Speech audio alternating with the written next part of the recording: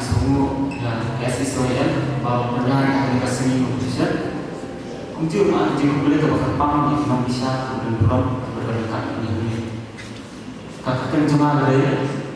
federal melindungi ada yang mau harus maka kapten untuk menjual kemanjuan yang ada subhati ijoni kapal shell ke kosper jom biarlah sekarang nama bahasa